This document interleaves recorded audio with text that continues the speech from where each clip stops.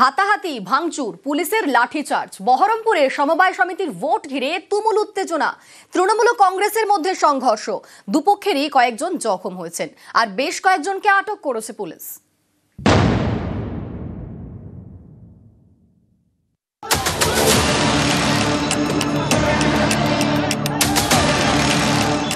সমবায় সমিতির ভোট ঘিরে তুলকালা, মারামারি, ভাঙচুর, পুলিশের লাঠিচার্জ।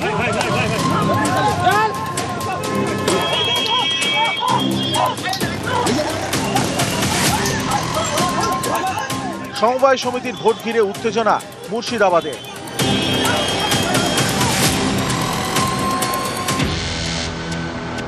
রবিবার বহরমপুরের দৌলতাবাদে সমবায় সমিতির ভোট ঘিরে ধুন্ধুমার।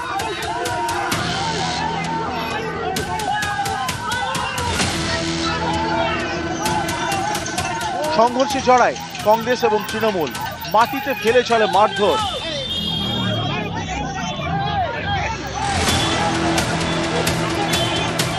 পুলিশের সামনে হাতাহাতি।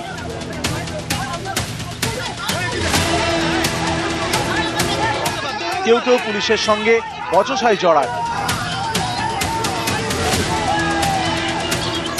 পরিস্থিতি নিয়ন্ত্রণে লাঠিচার্জ করে পুলিশ।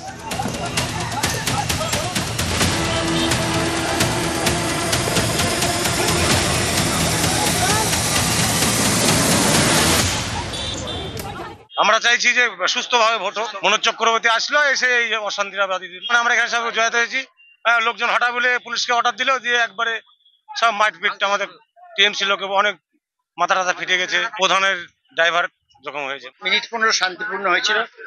তারপর থেকেই ওরা জনরোষের জনচাপে বুঝতে পারে যে আমাদের মাটি আলগা।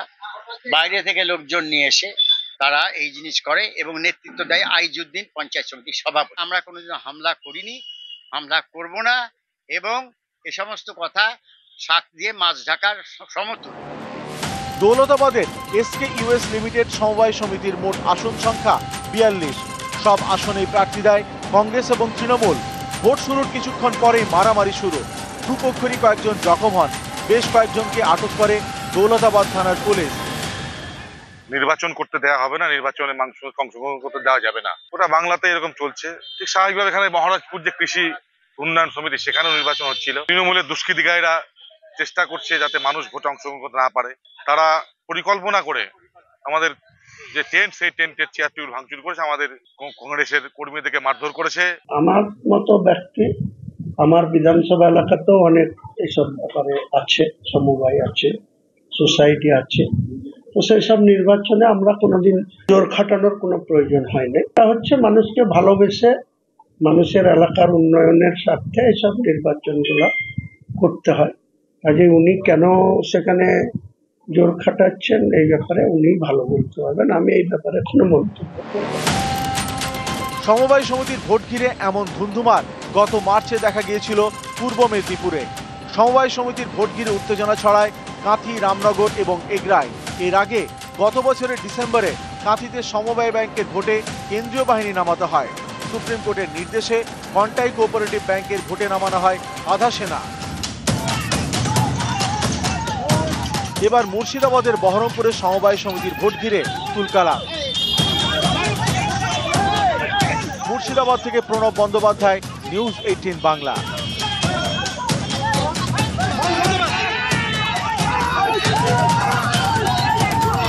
নজর রাখতে হচ্ছে একটু বাংলাদেশের দিকে, কারণ বাংলাদেশে ভোটে না জিতেই হাতে ক্ষমতা পেয়েছেন।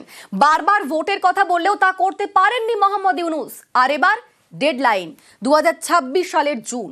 এতে বাংলাদেশের অনেকেই ক্ষুব্ধ। সুর চড়িয়েছেন শেখ হাসিনাও। অডিও বার্তায় আবারও নিশানা করেছেন ইউনূসকে।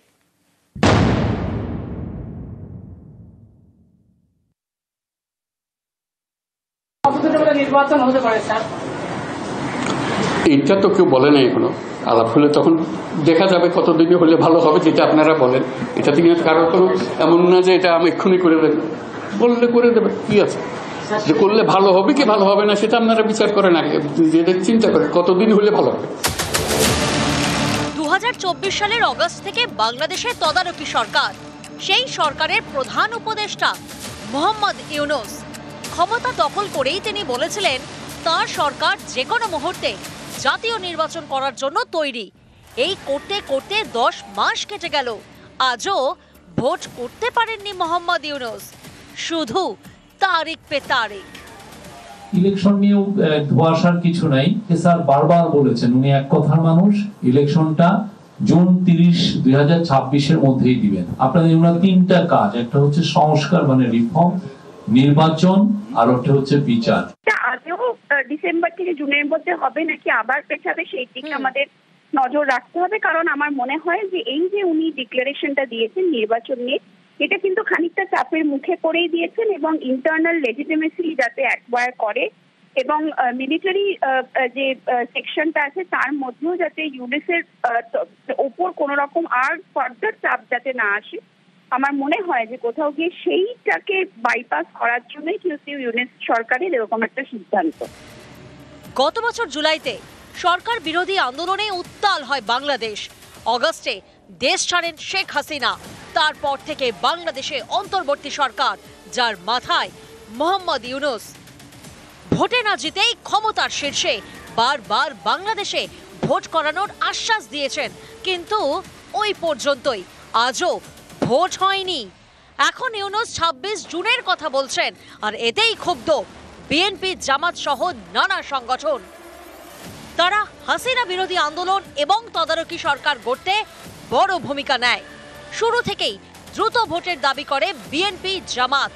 বছর ঘুরলেও সেটা হয়নি। এতে তদারকি সরকারের সমর্থকদের মধ্যে ক্ষোভ বেড়েছে। কালচার অফ রোডম্যাপ, শুধু একটা রোডম্যাপ আমি দেখছি এখন, ওইটা হচ্ছে ইলেকশন হবে ডিসেম্বর থেকে জুনের মধ্যে, and that's the most specific roadmap we have in anything in the country. আর ওইটা নিয়ে এখন চিল্লাচিল্লি হচ্ছে যে রোডম্যাপটা আরেকটু টাইট করে। কোথায় রোডম্যাপ আছে আমাদের, কোন সেক্টরে? I have no idea, but we need to introduce a cultural roadmap.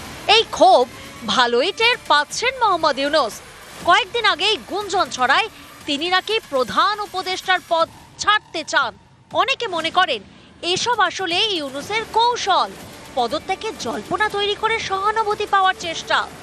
একই সঙ্গে বিভিন্ন দল এবং সংগঠনকে পাশে পেতে চাইছেন মোহাম্মদ ইউনূস।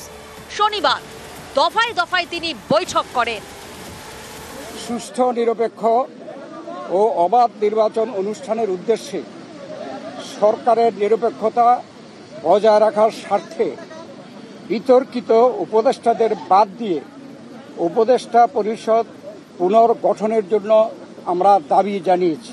ডিসেম্বরের মধ্যে জাতীয় সংসদ নির্বাচন অনুষ্ঠানের জন্য দ্রুত একটি রোডম্যাপ প্রদানের দাবি আমরা জানিয়েছি। আমরা বলেছি 2টা বিষয় স্পষ্ট করা দরকার।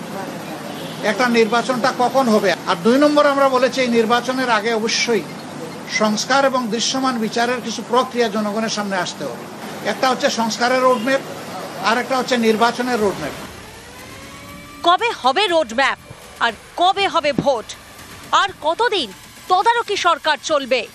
বাংলাদেশ জুড়ে এই সব প্রশ্ন ঘুরপাক খাচ্ছে, আর গদি আঁকড়ে থেকে তারিখের পর তারিখ শোনাচ্ছেন।